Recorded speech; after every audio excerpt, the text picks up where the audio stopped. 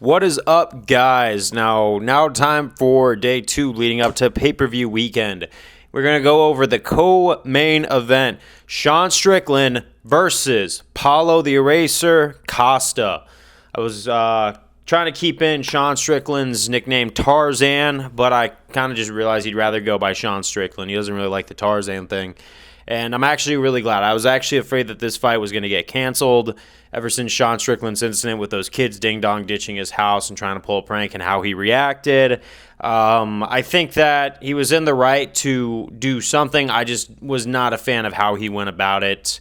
And I think that's like a thing, is I only say that because I care about Sean Strickland, because I like his story. He came from a really bad background, really abusive childhood, really rose above a lot to get where he's at, and that's a very triumphant story. But every time in human history we see these stories of coming from nothing to making yourself a legend, there's always, 90% of the time, not always, but most of the time, these guys try to find a reason for a downfall. Like, just look at Conor McGregor, and that you would never see him the way he is now if you were to look at his belt, where his double belt days, where he was the guy in the UFC with his gigantic aura. And I think that would be very tragic if I saw that happen to Sean Strickland, because I know what it's like to make it out of traumatic situations. I know that it puts another handicap to rise above. So that's honestly why I'm such a big critic of Sean Strickland, what he does. Not because I want to hate him. Trust me, I am very much against like that whole PC stuff and everything like that. I think that sometimes, under the guise of kindness, they over-censor everything and you can't say anything because X, Y, and Z, there's always a new reason every week. So I'm not one of those guys who hates on Sean Strickland just to hate on him. I do it just because, I would want to be that guy that said I don't condone any sort of outrageous activities, because he has a really good opportunity to be a happily ever after story and not a guy who came from nothing, had it all, and then, downfall. I don't want to see the downfall phase with this guy.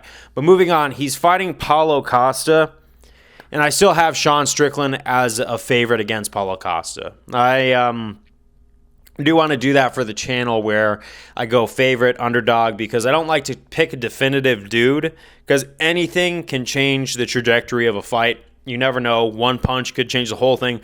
For all we know, Sean Strickland can mop the floor with Paulo Costa for the whole 3 rounds, which honestly is what I'm guessing is going to happen, but all it takes is 1 second near the end or one Hail Mary effort, and we're seeing the better fighter losing, But I do have Sean Strickland as a heavy favorite, just because his resume has shined through. Israel Adesanya, he had a very close fight with Dricus du Plessis, and then he's going to fight with Paulo Costa next.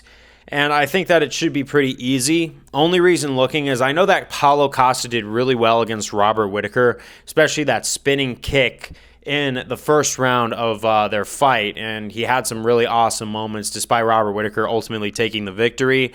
I don't really think that was Paulo Costa getting better as much as I felt like it was Robert Whittaker slowing down. But I won't really know the answer to that prediction if Robert Whittaker is really slowing down until we see him fight Khamzat Chimaev. Speaking of which, I do want to make a video on that after this UFC 302 week, just because I'm looking where Robert Whittaker is going, and it just kind of seems like he's just slowly, not dramatically, but slowly ticking out. I just think that his prime is definitely up. It's just going to be a slow erosion from here out, but I don't think it's going to be anything dramatic to where we're going to see him lose fight after fight. Even if he loses a few steps, those guys in the 15 rank or the top 10 are going to still have a lot of problems, even with the past his prime Robert Whittaker, because Robert Whittaker is such a G. But I think that's why Paulo Costa had so many great moments. But since he was fighting what I feel like is a past his prime Robert Whittaker, I feel like Costa could still, he honestly has a big shot of losing this fight too. But it is a do or die moment for Paulo Costa, despite all the cards stacked against him. So I feel like if Paulo Costa were to get a victory, it would be a heavy underdog story for Paulo Costa. Now, I'm still going Sean Strickland as my pick. I could be wrong, In fact, honestly, man, if I'm wrong, I would love to see who you would throw Paulo Costa next with, and I'll be a good sport about it. But I think Paulo Costa has been very present with his social media, and I love what he does with his social media, how he's turned Secret Juice into a meme. But his fights have kind of been very few and far between, and it's really sad to kind of see him go from that undefeated prospect about to fight Israel Adesanya to completely kind of going a little downhill. Now, he hasn't taken all losses. In fact, especially Luke Rockhold, that fight, he won that one. But you were fighting against Luke Rockhold. So, based on all that, I just don't feel like Paulo Costa is on the same level as Sean Strickland. I just feel like Sean's proved himself way more, but I think that's who my final pick definitely is going to be, Sean Strickland, and maybe we might see an upset. Who knows?